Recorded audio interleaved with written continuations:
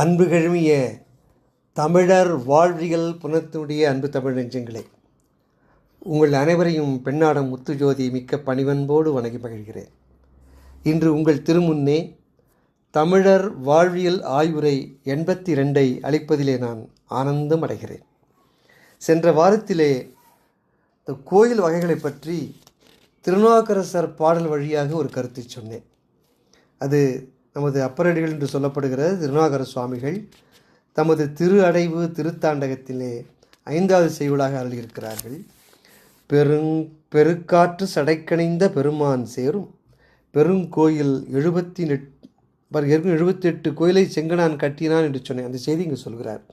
78 மற்றும் கரக்கோயில் கடிபொழில் சூழ் ஞாடர் கோயில், கருப்பரில் பொறுப்பனைய கொகுடி கோயில், கோதி மறையவர்கள் வழிபட்டு ஏத்தும் இளங்கோயில், மணிக்கோயில், ஆலக்கோயில், திருக்கோயில், சிவன் உரையும் கோயில் சூழ்ந்து தாழ்ந்திறைஞ்சு தீவினைகள் தீதுமன்றே.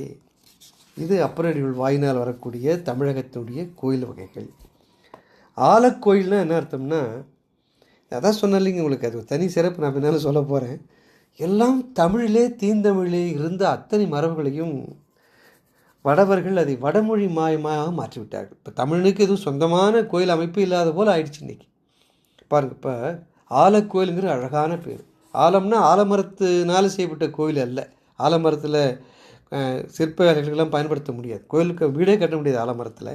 அது ஆலமரத்துக்கிட்ட இருக்கிற கோயிலும் இல்லை. ஆலக்கோயில் என்றால் யானை போன்ற வடிவுடையன்னு அர்த்தம். ஆலம் என்றால் யானை என்று ஒரு பெயர் இருக்கிறது. யானைக்கும் ஆலம் என்று தான் பெயர். ஆக ஆனை வடிவில் இருக்கிற கோயில். அது சமஸ்கிருதம் என்ன பண்ணான்னா கஜபிருஷ்டம். கஜம்னா யானை. அதனால்தான் கஜலட்சுமிங்கிறான் பாருங்க. நமது ஆசியோகத்தினுடைய இருபக்கம் யானைகள் நீர் சொரிந்து மலர் சொரிகிற தாய் இடையில் இருக்கக்கூடிய தாய் வழிபாட்டு அன்னை இருக்கிறாளே, அது ஆசியோகத்தினுடைய பழந்தமிழ் மரபு. தாய் வழிபாடு. அவன் என்ன பண்ணா கஜலட்சுமின்ட்டாங்க. ஆக தூய தமிழ் அன்னையை லக்ஷ்மி என்று சொல்லி 2 பக்கம் இருக்கிறது யானைன்னு சொன்னால் அது தமிழாக இருக்காது இல்லை, கஜம்னு ஆகிட்டான் யானை. அதுபோல் கஜ பிருஷ்டம்னா ஒரு யானையினுடைய பின்பகுதி, அதுதான் கஜ பிருஷ்டம் என்று பெயர். ஆக ஒரு யானையினுடைய அல்லது ஹஸ்தி பிருஷ்டம், எதையும் தமிழ் சொல்லக்கூடாது. ஹஸ்தினாலும் யானை தான், கஜம் என்றாலும் ஹஸ்தி என்றாலும் சமஸ்கிருதத்திலே யானை என்று பெயர். பிருஷ்டம் என்றால் பின்பகுதி. பின்னழகு முன்னழகுங்கிறான் பாருங்க. அதுபோல் இது யானையினுடைய பின்பகுதி, அதுக்கு பிருஷ்டம் என்று பெயர். அப்போ யானையினுடைய முதுகு போன்றுன்னு வச்சுக்கலாம். பின்பகுதி முதுகுலாம் சேர்ந்து தான் பிருஷ்டம் என்று பெயர்.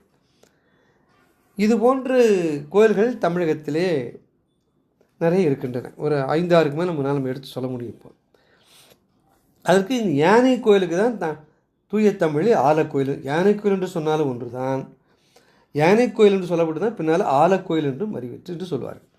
இப்போ திருவொற்றியூர், வட திருமுல்லைவாயில், திருவேற்காடு, திருக்கழுக்குன்றத்து பக்தவலேஸ்வரர், பாருங்கள் எல்லாம் சென்னை அடுத்தே இருக்குது பாருங்கள்.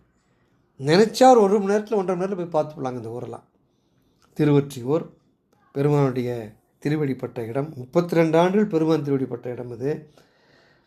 வட திருமுல்லைவாயில் அதுவும் சென்னையிலே இருக்குது. திருவேற்காடு அதுவும் சென்னையில் இருக்குது. திருக்கழுக்குன்றம் பக்கத்திலே இருக்குது. இவைகள்லாம் ஆலக்கோயில் தான். கஜபிருஷ அமைப்பை சார்ந்தவர். நம்ம சீனி வெங்கடசாமி நாட்டை அபூர்வமாக நம்ம திருக்கடந்தை பெண்ணாரத்து கோயிலை விட்டார். அதுவும் கஜபிருஷ அமைப்பு கோயில் தான். ஆக ஒரு யானை நிற்பது போல் அவனுடைய பின்பகுதி முதுகுத்தண்டு அப்படி நேராக கிழக்கு மேற்காக இருக்கும். மற்ற கோயில்கள்லாம் கலசங்கள்லாம் வடக்கு தெற்காக இருக்கும். அந்த கஜபிருஷ்டம் என்று சொல்கிற யானுடைய பின்பகுதி முதுகு கோயில் என்று சொல்கிற அந்த அமைப்புகளில் யானை என்ன எப்படி இருக்கும்? கிழக்கு மேற்காக தான் நிற்கும். அப்போ அது முதுகு எப்படி இருக்கும்? கிழக்கு மேற்காக தான் அவனுடைய முதுகுத்தண்டு இருக்கும். ஆக கலசங்களும் கிழக்கு மேற்காக தான் இருக்கும். ஆக யானை நிற்பது போல அவனுடைய பின்பகுதி போன்று இருக்கிற கோயில்கள் தான் ஆலக்கோயில் என்ற அமைப்பிலே சொல்கிறார்கள். அது மாடக்கோயில் என்று சொல்வார்கள். அதில் திருக்கடந்தையும் சேர்த்துக்கணும். அவர் ஏதோ சேர்க்க மறந்துட்டார் இந்த சீனி வெங்கடசாமி நாட்டார் அவர்கள். அடுத்த வகை தான் இந்த இளங்கோயில் என்பது. இளங்கோயிலில் நிறைய பேர் என்ன சொல்லுவாங்கன்னா தவறாக சொல்கிறார்கள். பாலாலயம் என்பதுதான் இளங்கோயில் என்று அன்று வகுத்தார்கள். பாலாலயம் என்பது என்னன்னு கேட்டிங்கன்னா, ஒரு ஆலயத்தை குடமுழுக்கு செய்கிறார்கள்.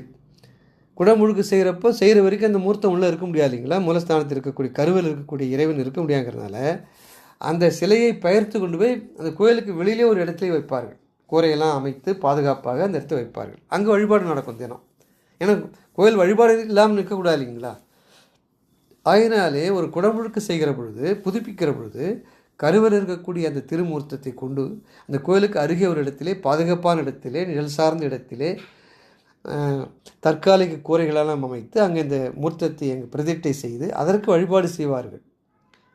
அது ஒரு நாள் கூட வழிபாடு இருக்கக்கூடாதுங்கிறதற்காக ஏற்பட்ட அமைப்பு. அதற்கு பாலாலயம் என்று பெயர். அது ஒரு தற்காலிக அமைப்பு. அதுக்கு தான் பாலாலயம் பேர்.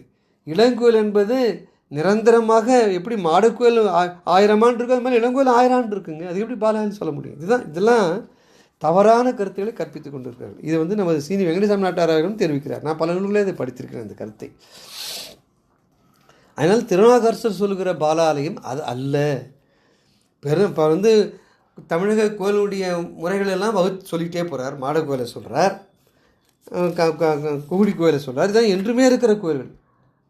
அப்போ இளங்கோயில் சொன்னால் அதுவும் என்றுமே இருக்கிற கோயில் தான். பாலாலயம் எப்படி சொல்லும்? பாலாலயங்கிறது ஒரு 6 மாதம், ஒரு ஆண்டோ தற்காலிகமாக அந்த குடமுழுக்கு முடிகிற வரையில் இருக்கிற கோயில். அது தவறாக இப்படிலாம் பொருள் பார்க்கக்கூடாது, நம்ம எடுத்துக்கவும் கூடாது. சில பேர் இளங்கோயில்னால் அது முருகர் கோயிலாக இருக்கலாம், இளையவன் முருகன். அதுவும் இல்லை. சிவாலயத்துக்கு அவர் திருநாவுக்கரசர் பாடுவதும் அந்த அமைப்பு முறை அத்தனையும் சிவாலயம் தான் சொல்கிறார். சிவன் கோயில் தான். இப்போ சோழ நாட்டில் மீயச்சூர்னு ஒரு கோயில், அது மீயச்சூர் இளங்கோயில் என்று அப்பர் சுவாமிகள் பாடுறார். மீயச்சூர் என்பது இப்பொழுது பேரளம் என்று வழங்கப்படுகிறது. பேரளம் அதுதான் மீயச்சூர் என்று பப்பர் காலத்திலே வழங்கப்பட்டது. அங்கே கடம்பூர் இளங்கோயிலும் கைலாய நாதனையே காணலாமே. அப்போ பாருங்கள், அங்கே இருக்கிற கோயிலுக்கு அது இளங்கோயில் என்று பெயர். அப்போ அதுக்கு கடம்பூர் கோயிலுங்கிற பெயரையும் சொல்கிறார் அவர். அது கடம்பூர் கோயில் திருநாவுக்கரசர் வேறு இடத்துலையும் பாடுறார். ஆக 2 வகையாக கட்டிடங்கள் உள்ளன. கரக்கோயில், இளங்கோயில் என்பது ஒரு கட்டிட அமைப்பது. அதில் சில தூண்கள், சில சோழருடைய அமைப்புகள், கோபுர அமைப்பெல்லாம் இளங்கோயிலுக்கு தனியாக வகுத்திருக்கிறார்கள். அதனால் சித்தூர் மாவட்டம் சந்திரகிரி தாலுக்காவில் திருச்சோகினூரில் இருந்த ஒரு கோயில் இளங்கோயில் என்று பெயர் பெற்றிருக்கிறது. அந்த கோயில் இருந்த கடவுளுக்கு திருஇளங்கோயில் பெருமானடிகள் பாருங்கள். அப்போல்லாம் தமிழ்நாடாக இருந்ததுக்கு இதெல்லாம் சான்று.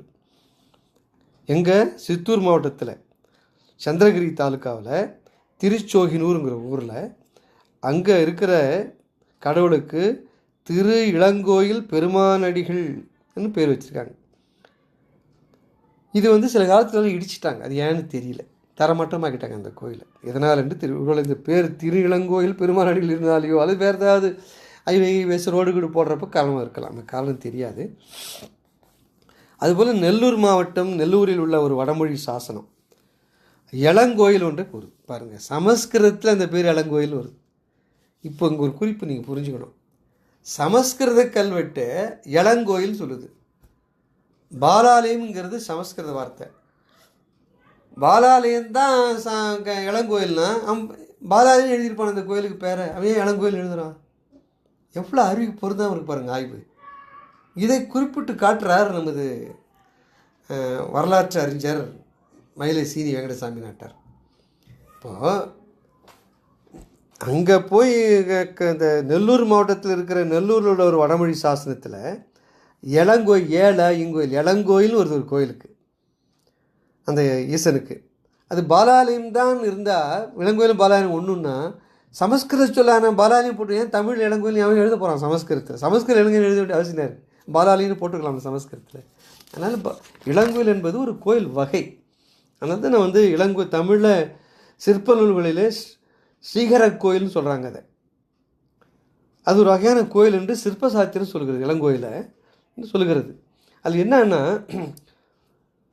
ஸ்ரீகரம் என்னும் கட்டிடம் 4 பட்டையாலான விமானத்தை சிகரத்தை உடையது என்று காமிகாகமம் சொல்லுது. ஆகமம் காமிகாகமம்னு ஒரு ஆகமம் இருக்குது. அது சிற்ப நூலும் அதை சொல்லுது. மகாலிபுரத்தில் திரௌபதி அம்மன் ரதம் பாருங்கள், என்னென்ன பேர் மாத்திரம் பாருங்க. இவன் அந்த திரௌபதி ரதம் இருக்குது பாருங்கள், அந்த தவறாக சொல்லிக்கிட்டு இருக்கான். அது கொற்றவை கோயில். அது ஆக்சுவலாக ஒரு அம்மனை பார்த்தா திரௌபதி, அது கொற்றவையோ பார்வதியோ யாரும் இருக்கக்கூடாதா? அதுக்கு சிவகாமியாக இருக்கக்கூடாதா? பார்வதி தேவியாராக இருக்கக்கூடாதா?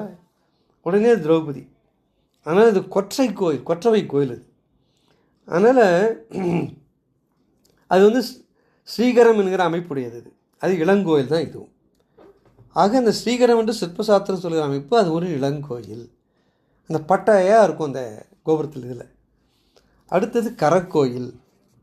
அடுத்தது 3வது வகை பற்றி நான் சொல்கிறேன். இப்போது அந்த கரக்கோயில் என்பது திருக்கடம்பூர் கோயில் அமைப்பு. கரக்கோயில் அமைப்பு ஏற்கனவே சொன்னேன், திருநாவுக்கரசருடைய பாடலில் வருது, தேவாரத்தில் சொல்லியிருக்கிறார். திருக்கடம்பூர் கோயில் இளங்கோயிலும் ஒன்று. சுந்தரமூர்த்தி சுவாமிகள் கூட இந்த கடம்பூர் கரக்கோயிலை பற்றி குறிப்பிடுறார். அவரும் கரக்கோயில் என்று தான் குறிப்பிடுகிறார். கரக்கோயிலை கற்கோயில் என்னும் சொல்லுடைய திரிவு சில பேர் கருதுகிறாங்க. அது வந்து ஒரு கரக்கோயிலுமே ஒரு கோயில் வகை, திருப்பிலாம் எதுவும் இல்லை. விஜயம்னு ஒரு சிற்ப நூல் இருக்குது. அது கூறுகிற கட்டிட அமைப்பு வந்து கரக்கோயிலாக இருக்கக்கூடும் என்று ஆராய்ச்சியாளர் கருதுகிறார். இது விஜயம்ங்கிற கட்டிடக்கலை நூல். அது சொல்லுகிற அமைப்பு ஒரு கட்டிடம் கட்டுகிற முறைக்கு தான் கரக்கோயில் என்று பொருள். வட்டமான விமானத்தை சிகரத்தை விமானம் இருக்குங்களே, அது வட்ட வடிவமான விமானத்தை உடைய கோயில் கட்டிடத்திற்கு அந்த விஜயம் என்கிற சிற்ப நூல் இந்த பெயரை பயன்படுத்துகிறார்கள். அடுத்தது ஞாழற் கோயில். ஞாழற் கோயில்னா என்ன? அது குங்குமம். ஞாழர்னா குங்குமம். அகராதி எடுத்து பார்த்தா குங்குமம்னு போட்டிருப்பான். குங்குமத்தால் கட்டிய கோயில் ஞாழற் கோயில். உடனே அகராதி புல்சர் தான். ஞாழல் என்றால் குங்குமம் தான்.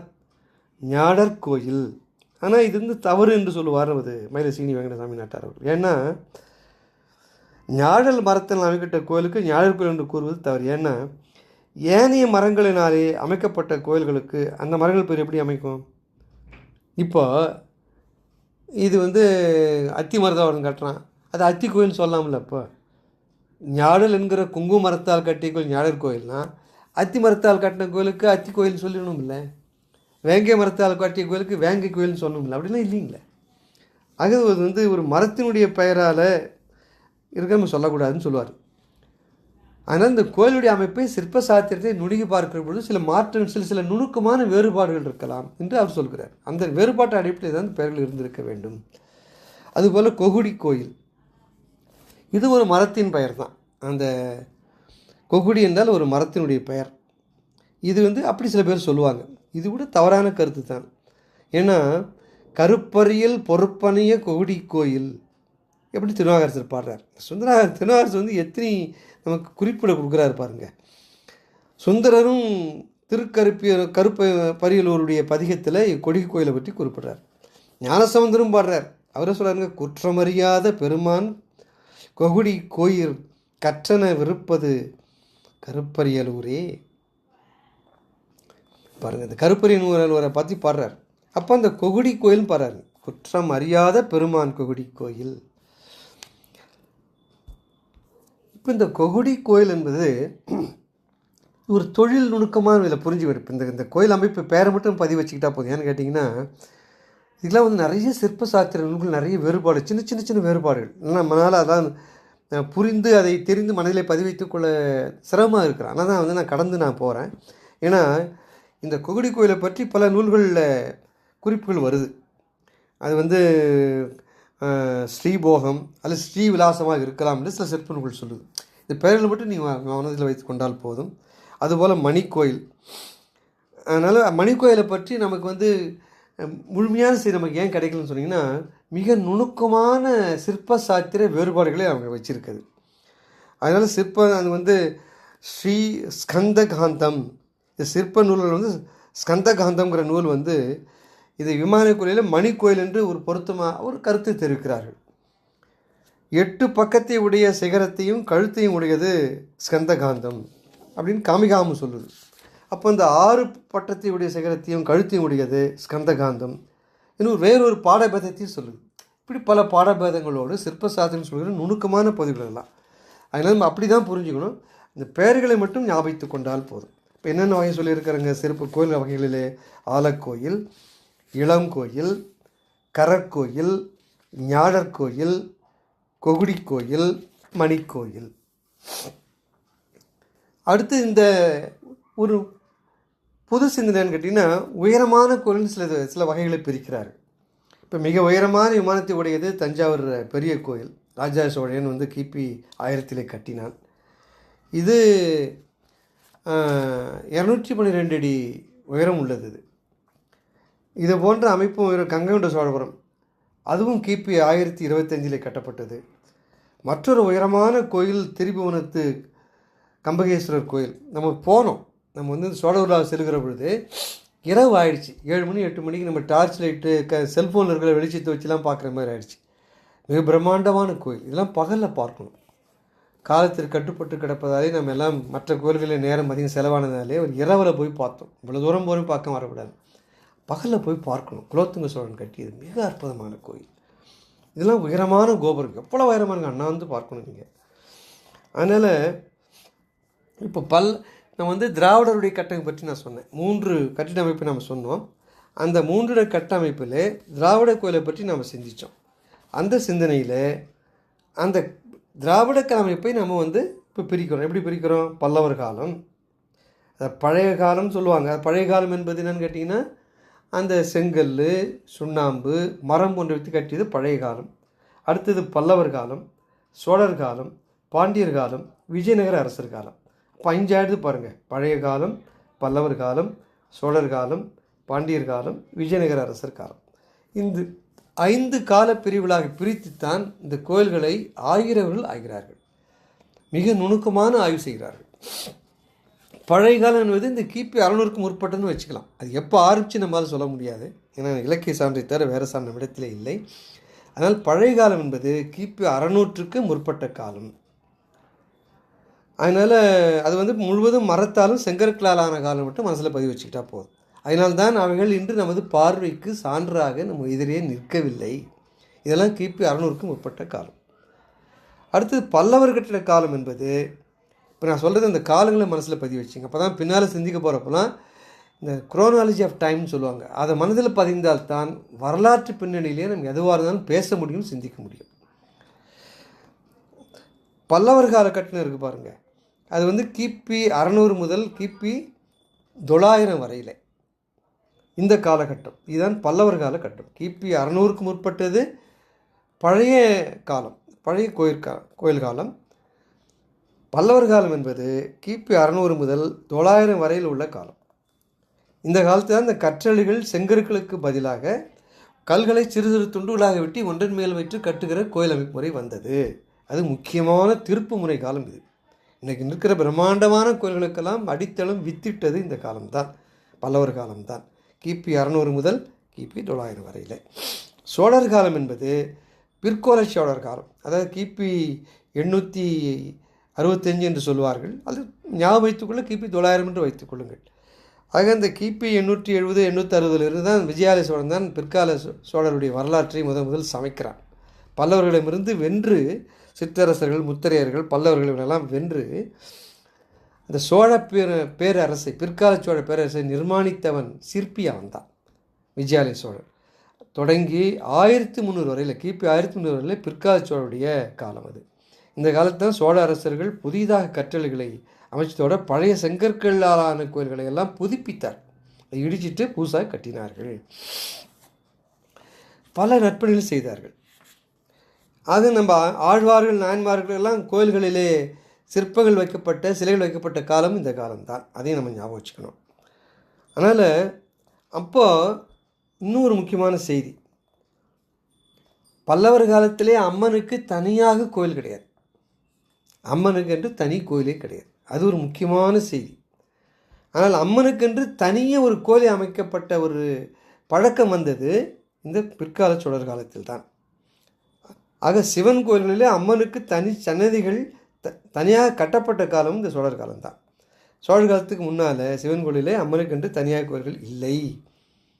இது எதில் தெரியுதுன்னா, சோழர் காலத்தினுடைய சாசனங்களிலே இந்த செய்தி நமக்கு தெரிய வருகிறது. அதை மனசில் வச்சுக்கணும். பாண்டியர் கட்டிட காலம் என்பது கிபி 1300 1500 வரையில் உள்ள காலம்.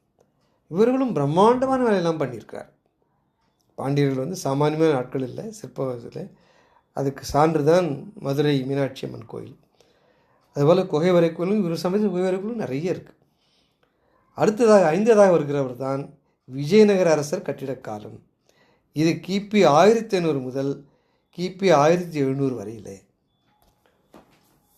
அதற்கெல்லாம் நடுப்புற முகலாயர்கள் பல கோயில்களை இடித்தார்கள். அந்த இடிப்பு வரலாற்றையும் இப்போ நான் சொல்லலை, கட்டியது ஆக்கத்தை தான் சொல்கிறேன், அழிவு நான் சொல்லவில்லை. அழித்ததில் நிறைய கோயில்கள் அழித்தார்கள் முகலாயர்கள்.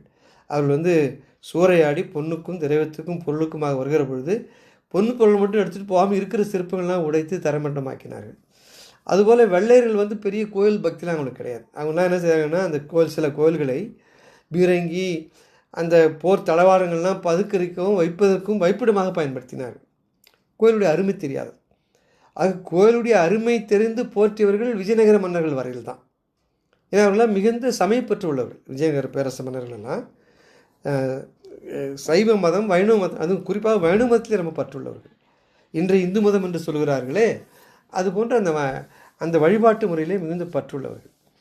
ஆக இப்போ மணி காலத்தை ஞாபகம் வச்சுங்க. நான் மீண்டும் சொல்கிறேன், மிக முக்கியம். அது பழைய கோயிற்காலம் என்பது கிபி 600க்கு முற்பட்ட காலம்.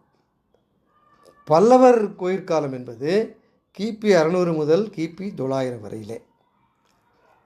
சோழர் கோயிற்காலம் என்பது கிபி 900 முதல் கிபி 1300 வரையிலே. பாண்டியர் கோயிற்காலம் என்பது கிபி 1090 முதல் கிபி 1500 வரையிலே, 1300 1500 வரையிலே. விஜயநகர மன்னர்களுடைய கோயிற்காலம் என்பது கிபி 1500 முதல் 1700 வரையிலே. அதுக்கு பின்னால் தான் வெள்ளையரெல்லாம் அதை பற்றி தேவையில்லை. இந்த 5 கால அமைப்பை புரிந்து கொண்டால்தான் ஒட்டுமொத்த தமிழக கோயிலுடைய சிற்ப வளர்ச்சியை, கலைத்திறன் வளர்ச்சியை, கோயிலுடைய பங்கை, சமுதாயத்தோடு கோயில் எப்படி ஒன்றி இணைந்து பிணைந்து பிரிக்க முடியாமல் இருந்தன, சமுதாய பொருளாதார கலாச்சார பண்பாட்டு வளர்ச்சிக்கு இந்த கோயில்கள் எப்படி துணை புரிந்தன, இவைகளெல்லாம் புரிந்து கொள்வதாக இருந்தால் இந்த காலமுறையை மனசில் வச்சுக்கணும். அப்பொழுது தான் பின்னால் வருகிற கருத்துக்களுக்கு இல்லாமல் இருக்கும். உதாரணமாக இந்த கால அறிவு இல்லாமல் தான் நிறைய தவறாக சொல்லிக்கிட்டு இருப்போம். உதாரணமாக இப்போ அத்வைதத்தை போதித்த சங்கரர் இருக்கிறார் காலடியிலே, கேரளாவுடைய அன்றைய கேரளா, அன்றைய தமிழ்நாட்டாக தான் இருந்தது. இன்றைய கேரளா, அன்றைய தமிழ்நாடு. காலடியில் பிறந்தார் ஆதிசங்கரர். அவர் காலம் பாருங்க, அது கிமுல சொல்லிக்கிட்டு இருக்காங்க சில பேர். கற்றிருந்தவங்க சில பேர் தெருல போகிறவாரெலாம் இல்லை, பெரிய பதவியில் இருப்பவர். சுப்ரீம் கோர்ட் ஜட்ஜாக இருப்பார், அவர் பெரிய மூத்த மந்திரியாக இருப்பார், கல்லூரிகளில் பேராசிரியர்களாக இருப்பார்கள், முதல்வராக இருப்பார்கள், வரலாற்று ஆசிரியர்களாக இருப்பார்கள். அவன் என்ன சொல்கிறேன்னா கிமு, அது என்ன பெருமைன்னு தெரியல. காலத்தை வச்சு ஒருத்தர் பெருமை இல்லைங்க. இப்போ மெய்கண்டார் பின்னால் வந்தார், 1500 600 வந்தார். அவருக்கு இப்போ பின்னால் வந்ததுனால தேவாரத்துக்கெல்லாம் பின்னால் வந்தார், திருமந்திரத்துலாம் எவ்வளோ பின்னால் வந்தார். இப்போ திருமந்திரம் உலக அளவிலே தெரிஞ்சதை விட சிவஞானம் தெரிஞ்சிருக்கு. இந்த சைவ மடங்கள் எல்லாம் சிவஞான பற்றி தலையில் வைத்து ஆடுகின்றன. ஆக காலம் குறைவாக இருந்துட்டு அது மதிப்பு கம்மின்னு அர்த்தமான்னு அப்படி அல்லங்க, அறிவு தானே. அதனால் இப்போ ஆதிசங்கருக்கு நம்ம பின்னால் அவர் கிமுன்னு சொல்லிவிட்டு அவருக்கு பெருமை வந்துடாது. அவருடைய கொள்கையினால் தான் அவருக்கு பெருமை. அவரும் பெரிய சிந்தனைவாதி, அறிவாளி, ஞானி. அப்படியே ஒரு பெருமை சேர்க்கணும். காலத்தை வச்சு நம்ம பெருமை சேர்க்க வேண்டிய அவசியம் இல்லை. ஏன் அது தவறுன்னு நான் சொல்கிறேன்னா, அவர் திருஞான சம்பந்தரை பார்த்து திராவிட சிசுங்கிறார் ஒரு பாடலில். சமஸ்கிருத ஸ்லோகத்தில் திருஞான சம்பந்தரை திராவிட சிசுங்கிறார். அப்போ திருஞான சம்பந்தருக்காக முன்னே இருந்தால் அவர் பாடியிருக்க முடியுமா அதை? கிமு என்றார். ஏன்னா திருஞான சம்பந்தர் கிபி 7ஆம் நூற்றாண்டு. இப்போ கிபி 7ஆம் நூற்றில் வாழ்ந்த திருஞான சம்பந்தரை திராவிட சிசு என்று ஆதிசங்கரர் சொல்கிறார் என்றால், அப்போ அவருக்கு திருஞான பின்னாலெல்லாம் பிறந்திருக்கணும். அதான் இந்த கால வரையறை வரலாற்றை புரிந்து கொண்டு தான் நம்ம ஒருத்தர் பெருமைப்படுத்துறதோ சிறுமைப்படுத்துறதோ ரெண்டும் செய்யக்கூடாது. கால வரையறை புரிஞ்சுக்கணும் நம்ம. அதுக்காக தான் நான் திரும்ப திரும்ப இதை சொல்கிறேன். இந்த வரையறை மனதில் வைத்துக் கொள்ளுங்கள். ஸோ அதனால் கட்டிடக்கலையை பற்றி பல்லவ, சோழ, பாண்டிய, விஜயநகர காலம் என்று சொல்கிற பொழுது இந்த காலங்களிலே கோயில் கட்டிடங்கள் வெவ்வேறு மாறுதலுக்கு உள்ளான. அமைப்பு முறையிலேயே ஒருத்தருடைய ஒரு காலகட்டத்தில் இருக்கிற அமைப்பு முறை சற்று வேறு மாதிரி மாறி இருக்கும். அவங்களாம் இடிக்கிறவங்க, அதெல்லாம் சிறப்புனா காழ்ப்புணர்ச்சி கிடையாது இல்லைங்களா. சேர, சோழன், பாண்டியெல்லாம் ஒருத்தங்க ஒரு சண்டை போட்டுக்கிட்டு இருந்தாலும் கூட, வெட்டியே அவர்கள் மாய்ந்தாலும் கூட, அவர்கள் இருவருக்கும் பொதுவாக இருந்த இறை நம்பிக்கை அவர்கள் கை வைக்கலை. அதை மேலும் வளர்த்து தான் இருக்காங்க. இப்போ பாண்டியனோட பொருது பண்ணி சோழன் வந்து பாண்டியனை கொலை மறுக்கிறான். அதுக்காக போய் மதுரை கோயில் இடித்தானா? இடிக்கலை. இன்னும் சொல்லப்போனால் அதிகமான மண்டபங்களை கட்டி கொடுத்தான் சோழன். அதுபோல் இப்போ பாண்டிய மன்னர்கள் வந்து சோழ மன்னர்களை கருவறுக்கிறார்கள். இந்த விஜயாலய சோழன் நிர்மாணித்த அந்த பிற்கால சோழர்களுடைய வரலாற்று கிபி 1300 பாண்டிய மன்னன் வந்து அழிக்கிறான். அவன் என்ன செய்கிறான்னா, அந்த மன்னனுடைய கோட்டைகளை எல்லாம் கொத்தளைகள்லாம் அழித்து கழுதி விட்டு ஏறு ஓட்டுறான். அவ்வளவு வெறுப்புணர்ச்சி காட்டுறான். ஆனால் சோழ நாட்டுடைய ஒரு கோயிலை கூட கை வைக்கவில்லை. மாறாக பல மண்டபங்களை கட்டி நிவேதனங்களை கொடுக்குறான். அப்போது என்ன தெரியுதுன்னா, அவர்கள் சேர சோழ பாண்டியர்கள் மனிதன் தான் பகைத்து கொண்டானே தவிர அவர்களை தாண்டி இருக்கிற கோயில்களை அவர்கள் கை வைக்கவில்லை, போற்றினார்கள். அப்படி தான் விஜயநகர பேரரசு மன்னர்களும் தமிழ் மொழி, தமிழினம், தமிழ் பண்பாடு, அதற்கு வந்து சமஸ்கிருதை பூத்திருக்கலாம், போயிருக்கலாம், தமிழ்நாட்டில் தமிழ் கோயில்களிலே தமிழை புறந்தள்ளி இருக்கலாம், அதெல்லாம் வேறு. ஆனால் தமிழகத்தினுடைய இறை கோயில் இருக்குது பாருங்கள், அதை பாதுகாத்து மேலும் வளர்த்து அந்த கோயில்களுக்கு பல சிறப்புகளை செய்தவர்கள். இன்றைக்கி கோயில்கள்லாம் தமிழ்நாட்டு கோயில் சிலங்கள்லாம் கண்ணை கவருதுன்னா அதுக்கு விஜயநகர பேரரசனுடைய கையளிப்பு இல்லைன்னு சொல்ல முடியுமா? அதை மறக்கலாமா? போற்ற வேண்டும். அதுக்காக சொல்கிறேன். அதனால் எல்லாத்தையும் பூரா மாற்றிதான் சொல்லக்கூடாது. அதுக்காக சொல்ல வரேன். அவர்கள் வந்து அந்த கோயிலை போற்றினால் சில பாணி தான் மாறி இருக்கும். அதுக்காக எல்லாம் ஒன்று இடிச்சு விட்டு அவங்க கட்டின கோயில், சோழர் கட்டின கோயில், பாண்டி வந்து இடிச்சதெல்லாம் கிடையாது. அதுக்கு முன்னால் இன்னொரு ஒரு மண்டபத்தை கட்டுவோம், அதில் அவனுடைய கலைப்பாணியை காமிச்சிருப்பான். இருக்கிற கோயில் எதையுமே ஒரு மாற்றவில்லை. இந்த பெருந்தன்மையை நீங்கள் பாராட்ட வேண்டும். ஆனால் தூண்கள், கர்ணக்கூடு, கோஷ்ட பஞ்சரம் இதெல்லாம் விளக்குறான் பின்னால். முதலில் உறுப்புகள் எல்லாம் ஒரு கோயிலுடைய உறுப்புகள் அந்தந்த காலத்துக்கு ஏற்றவாறு சில மாறுதல் செய்தார்கள், அவ்வளோதான். இப்போ கோபுரம் கூண்டு இருக்குன்னா அதில் சில மாறுதல் செய்திருப்பாங்க. ஆனால் இருப்பதை அவர்கள் எதையுமே நகற்றவில்லை, இடிக்கவில்லை.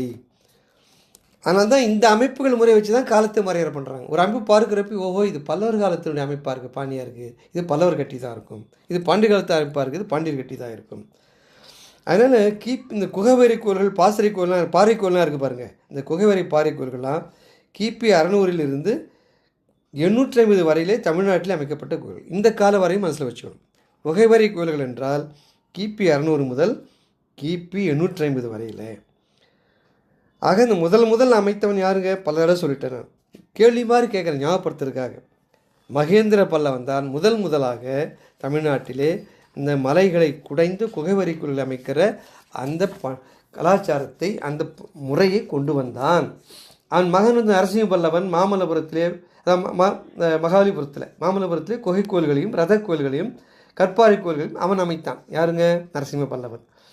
அவனுக்கு பின்னால் வந்தான் ராஜசிம்மன். அவன் தான் கடற்கரை கோயிலை அமைத்தான் கற்றளியாக. இந்த மரபுலாம் சொல்கிறேன். அதனால் ஆக நரசிம்ம பல்லவனுக்கு பின்னால் வந்த பல்லவ அரசர்கள் இந்த சாலுவன் குப்பம் முதலிய இடங்களில் குகைவரை கோயிலை அமைத்தார்கள். புதுக்கோட்டையிலும் பாண்டிய நாட்டிலும் குகை கோயில்கள் அமைக்கப்பட்டன. அதுபோல் கிபி 850க்கு பிறகு குகை கோயில்கள் அமைக்கும் வழக்கம் மறைந்து விட்டது. அப்போ முடிஞ்சு போச்சு பாருங்கள் சகாப்தம். மகேந்திர பல்லவன் ஆரம்பித்தது கிபி 7ஆம் நூற்றாண்டிலே. கிபி 850 இந்த குகைவரை கோயில் அமைக்கும் மரபு கைவிடப்பட்டது. ஏன்னா சிறு கற்களை வெட்டி கற்பார்களை வேண்டுகிற இடத்திலே கொண்டு போய் கட்டுகிற அந்த முறை மிக சிறப்பாக அமைந்ததாலே எது அதிக எளிதாக இருக்குது. அது எங்கே வேணாலும் கட்டலாம், தமிழகம் முழுவதும் கட்டலாம், தெரு வீதி கட்டலாம். கற்றளியாக இருந்த குகை கோயில் மாதிரி கட்ட முடியுங்களா? அது மலை வேணும், பெரிய மலை வேணும், அந்த மலையோட கல்லும் அதற்கு தகுதியுடையதாக இருக்க வேண்டும். அதனால் கிபி 850க்கு பின்னாலே இந்த குகைவரை கோயில்கள் கைவிடப்பட்டனங்கிறத மனசில் வச்சுக்கணும். அதனால் கிபி 1000ற்கு பிறகு அரசாண்ட சோழ, பாண்டி, விஜயநகர அரசர்கள் குகை கோயிலை அமைக்கவில்லை, அவர் கற்றளில் தான் அமைத்தார்கள். இது ஒரு மனதிலே ஆழ பதிய வைக்க வேண்டிய ஒரு செய்தி. கிபி 1000ற்கு பின்னாலே இந்த சோழ அரசரும் சரி, பாண்டிய அரசரும் சரி, அல்லது விஜயநகர பேரரசரும் சரி, அவர்கள் கற்றளி கோயில்கள் அமைத்தாலே தவிர குகைவரை கோயிலை அமைக்கவில்லை. ஆகவே கிபி 850ற்கு பின்னாலே குகைவரை கோயில் கைவிடப்பட்டன என்கிற செய்தியை நான் சொல்லுகிறேன். அடுத்து இந்த உறுப்புகளை பற்றி, கோயிலுடைய உறுப்புகளை பற்றி நான் அடுத்த உரையிலே சொல்கிறேன். இதோடு நான் இந்த உரையினை நிறைவு செய்கிறேன். வணக்கம்.